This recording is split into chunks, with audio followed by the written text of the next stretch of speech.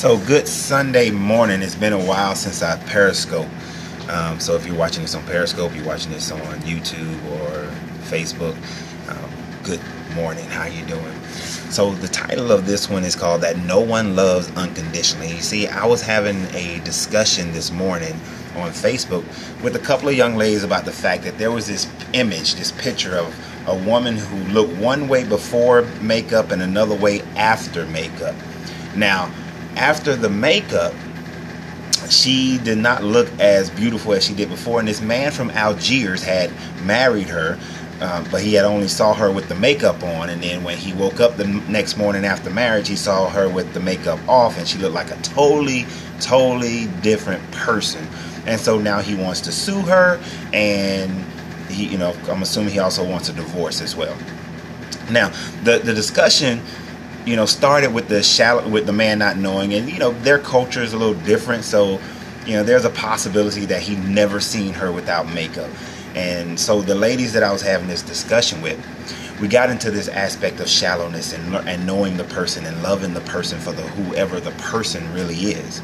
Here's the thing about that: whether you believe in God or not, God is the only one that has unconditional love. Man does not have unconditional love. You do not have unconditional love. One of the points that I made is that if I started out as a very loving man to you, treat you the best you've ever been treated, take care of you, cuddle you, do everything that is necessary to make sure that you feel love, and then soon after we get married, I start beating you, the condition of your love will change.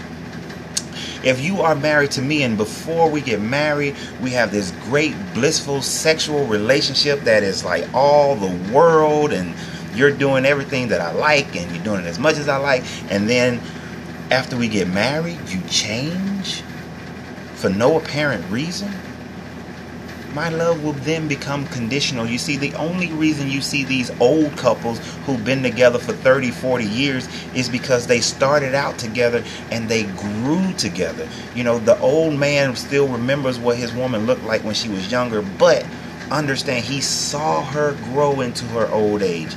She saw him grow into his old age. You see your libido change. You see your personality change. These things happen slowly. When things happen slowly, you make more adjustments. You get used to it.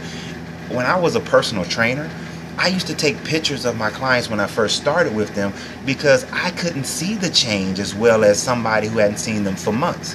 So I took a picture of them every month. That way we can see the change. I measured them every month. That way we can see the change because it happened gradually. Now, if I had a client who went crazy with their diet and they went all out, then yeah, maybe in 30 days I see a change because it was so radical. And that's what I'm saying, guys. That's what I'm saying. See, love, you can those long lasting love relationship, when changes occur slowly, you can maintain a relationship. But when those changes happen and they're radical and they're immediate, but they are different, too far different, or in areas that you don't like, that's different. See that? You're changing the condition to which I fell in love with you. You're changing the condition to which I fell in love with you because now you're doing something completely opposite of what I fell in love with. You got to remember, you fell in love with the person you were dating. You didn't fall in love with the person that you married. All right, you fell in love with the person you were dating that led to marriage, and now the object is to continue to get better as that person. Let me give you something. So I also said, one person said it's kind of shallow, right? It's kind of shallow. If it's shallow, and if you should just love a person based on their personality, and there doesn't have to be any physical attraction initially, then you should go out and marry that ugly guy, then marry that fat guy, marry that really super skinny guy, marry that short guy, marry that guy who does not have a job, doesn't plan on getting a job and being part of the family's financial security, but yet he's a great guy. Go marry that guy. And for that one, I gotta give credit to one of the guys that I love listening to. For Infinite Waters Diving Deep, can I get a hello there? Because I'm telling you, you will not marry that guy. You will not give that guy a chance. You won't even give him a break. You won't even give him conversation. If it's a guy who does not meet your physical standards when you first see them, he's not going to get a chance. See, the only time that guy gets a chance is if when he met you on a non-romantic friend kind of way. Like maybe you were at an event together, maybe he was introduced as another friend, maybe you just happened to be around him for whatever reason at church or in an organization, in a group, or he's a parent and he's in the PTA or whatever. His kid plays on the same team as your kid.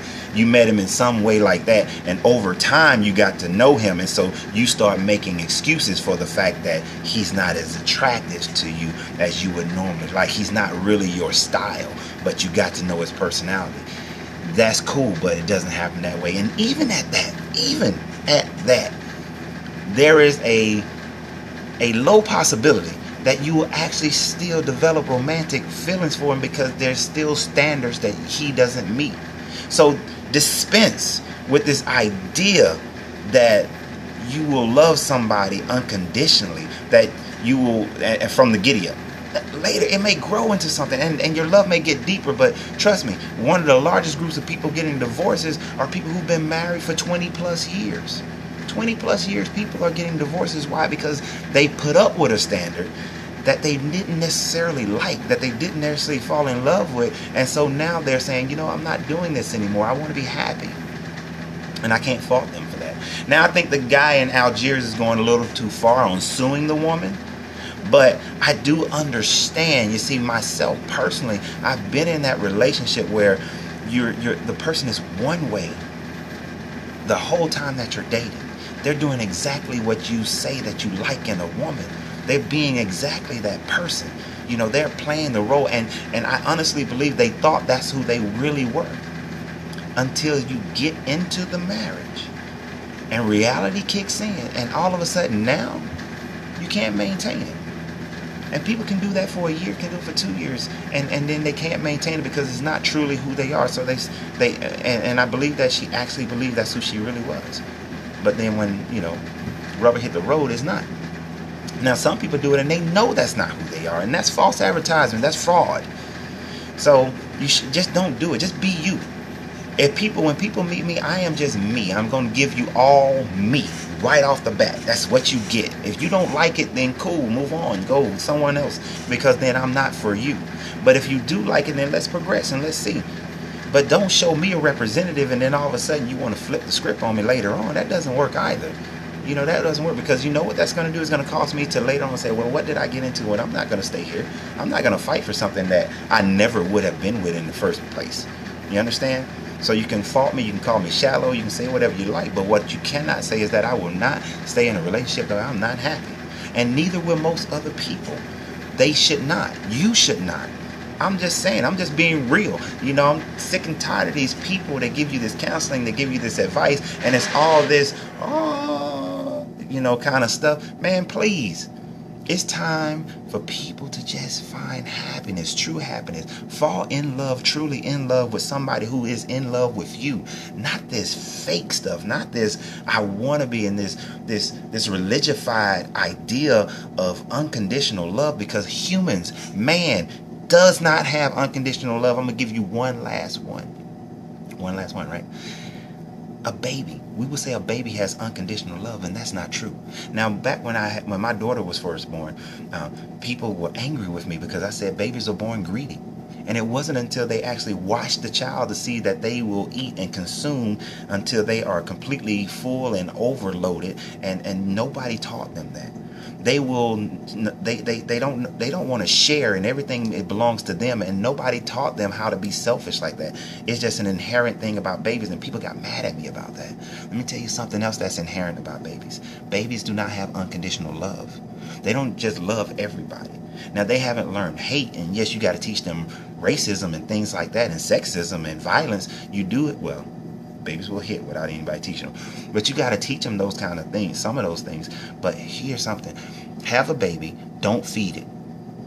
If you don't feed your child, infant, don't care, could have been out, as long as if they've been out the womb long enough to get hungry, if you don't feed your child, that child will will not develop a love for you.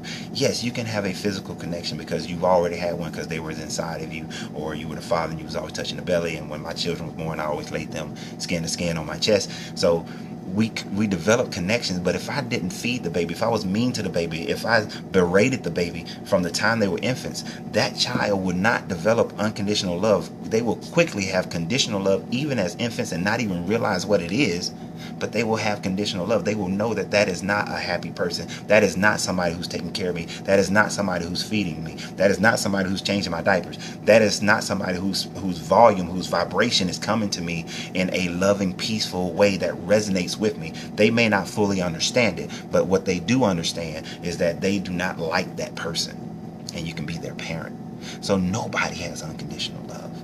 So if you want to be happy in a relationship, then find somebody who fits your conditions and be with somebody who you fit their conditions. And then understand this, you best maintain those conditions because that's what you originally fell in love with. Now, if you can grow together through experiences and have those experiences be shared and continue to develop them and ensure that the other person is still in love with what changes are occurring over the time period of your life, that's awesome.